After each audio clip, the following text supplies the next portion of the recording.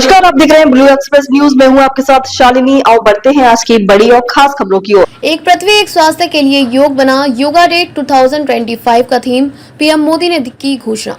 प्रधानमंत्री नरेंद्र मोदी ने रविवार को घोषणा की कि इस वर्ष के अंतर्राष्ट्रीय योग दिवस की थीम एक पृथ्वी एक स्वास्थ्य के लिए योग है। उन्होंने कहा कि यह दिन एक भव्य उत्सव का रूप ले चुका है। अपने मासिक मन की बात रेडियो प्रसारण में स्वस्थ विश्व जनसंख्या के लिए भारत के दृष्टिकोण को साझा करते हुए पीएम मोदी ने कहा कि हम योग के माध्यम से पूरी दुनिया को स्वस्थ बनाना चाहते हैं।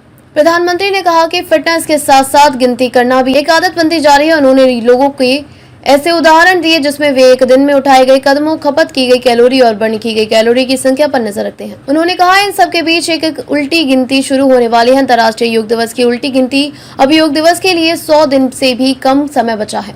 अगर आपने अभी तक योग को अपने जीवन में शामिल नहीं किया है तो अभी करें, अभी भी देर नहीं हुई है। 10 साल पहले हुई थी शुरुआत। 10 साल पहले मनाए गए पहले अंतर्राष्ट्रीय योग दिवस का जिक्र करते हुए मोदी ने कहा, अब यह दिन योग के एक भव्य उत्सव का रूप ले चुका है। यह भारत की ओर से मानवता को दिया गया एक ऐसा अनमोल तोहफा है जो अब आने वाली पीढ़ियों के लिए बहुत उपयोगी होने वाला है। प्रधानमंत्री ने कहा कि हम सभी के लिए यह गर्व की बात है कि आज हमारे योग और पारंपरिक चिकित्सा के बारे में पूरी दुनिया में जिज्ञासा बढ़ रही है। बड़ी संख्या में युवा योग और आयुर्वेदिक को स्वास्थ्य के बेहतरीन माध्यम से रूप में अपना रहे हैं।